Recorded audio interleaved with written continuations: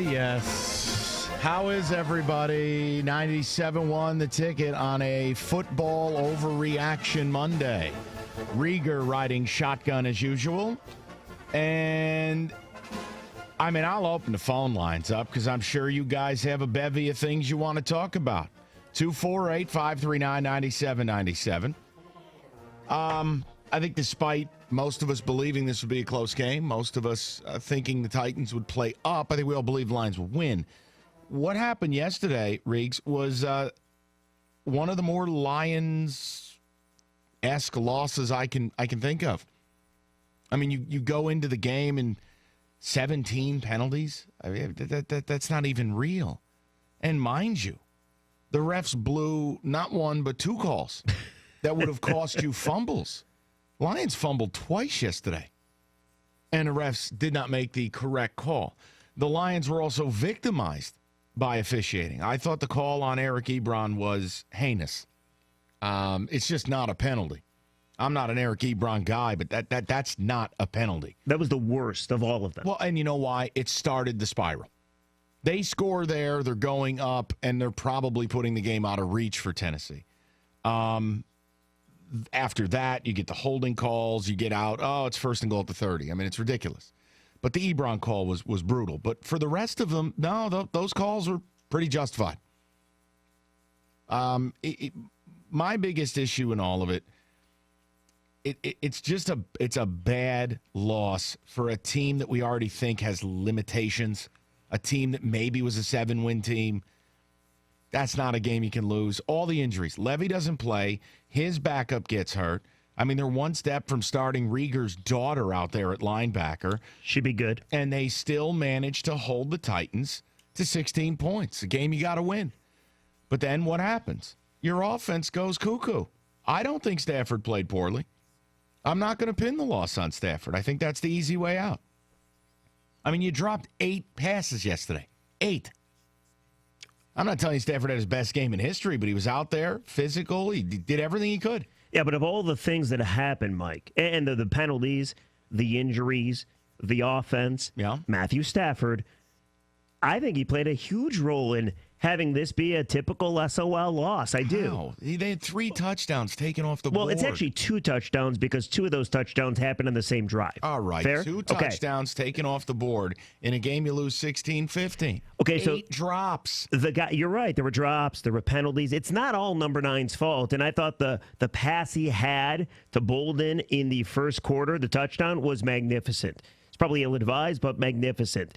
But Matthew Stafford, and I just looked this up. Okay, he had 16 plays ever since Tennessee cut the game to 5 where there were 0 penalties. A penalty did not affect the Lions offense once. And what could he not do? Move the football. At some point, a guy that makes over $20 million, you have to blame him because when it came to crunch time, and listen, I understand there was adversity, but when it came to crunch time, you got to make plays. And Matthew Stafford failed in every aspect down the stretch. Totally his fault. No, see, you went too far. You went too far. I'm not going to yell at you. I don't have the. I don't have the. You don't have the passion. They took the passion out of you. No, I don't have the desire to do it. It's just I think when you say totally his fault, okay, fine. It's disingenuous. Well, hold on. A big part is his fault. I'd like to see it another notch down. He played a part. No, I think a big part. All right. Well, that's where we'll differ, and it's a free country. I just make the point, you got your teammates running around like ding-dongs, committing 17 penalties, and you drop 8 passes. I kind of stop there. Those are both bigger leading indicators than the quarterback. I thought the offensive line was very poor in pass protection. I thought they allowed Stafford to take way too many hits. Defensively, Ziggy Ansah goes out the second or third play from scrimmage. Look, we all know this team has no depth, right? Sure. We agree with that? Yeah. You took 2 of their 3 best defensive players off the roster for this game, basically. And they still managed to keep Tennessee to 16. You go out in Green Bay next week with no Levy, no Ansah, you're coming home in a pine box. Green Bay is going to bury you next week. And they lost last night, so they're going to be furious. They're going to be pissed. It's their home opener, and they're going to get healthy against you. I mean, everybody can say what they want, but you played in a sauna in week 1, 130 degrees, and then they go and open up Minnesota Stadium, and Minnesota's got a top 5 defense. Yeah, but doesn't it kind of prove the point about Stafford? I mean, this offense or defense rather had nothing left. Secondary wise, especially linebacker wise, they gave up 16 points to a bad Tennessee team, and your quarterback and offense, and again, it's not just him. I know. Can't find a way to come out with the win. You know who had a worse day than Stafford? Who's that? Golden Tate. It was awful. Golden Tate was awful. Okay, you want to blame somebody? Go blame him. I blame them all. I'm just saying the quarterback is not blameless. Right. And we got to get off this whole narrative that Jimmy Bob Cooter has fixed number 9, because what I saw yesterday, I thought he took a step back. Here's the problem. Yeah. When you have 8 drops, I really don't think any of us are in any position to analyze his numbers. Those 8 drops stopped how many first downs? Stopped how many drives? Killed how much possibility?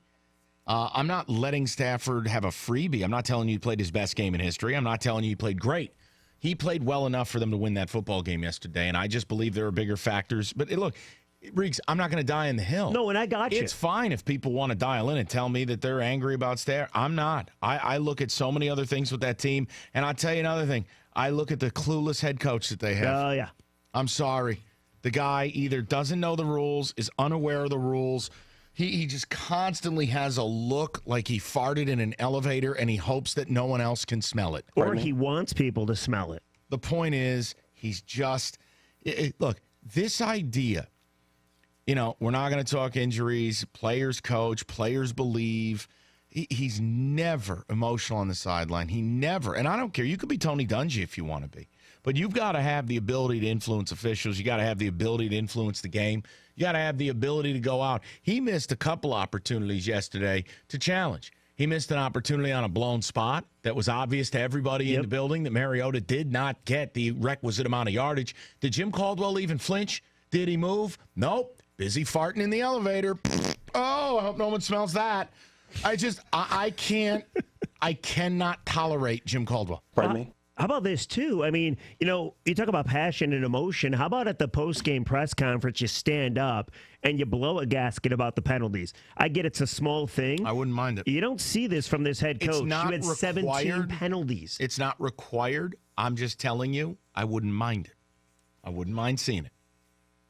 But look, it's an overreaction Monday. I didn't think I needed to really prepackage a sexy question to just talk about the Lions and a brutal loss yesterday, but maybe I do. I don't know. We'll see if you decide to dial in. I'm going to bring up Michigan and Michigan State. No, you're not going to hear me gloat about MSU. I don't deserve to gloat. I didn't think they were going to win. I'm thrilled they won. But here's all I'll say collegiately, because I have to start with Lions. We need to do it. I think both Michigan and Michigan State fans should be very, very positive today for the same reason. We'll talk about it a little later. I don't want to get into it now. We need to open up. People, it's the NFL. And I got to say another thing, too, real quick, Sully, if I may. Actually, you know what I want to do? I want to make Sully's life easy. I'm going to tell you, I got a comment about game day that I want to give to you next.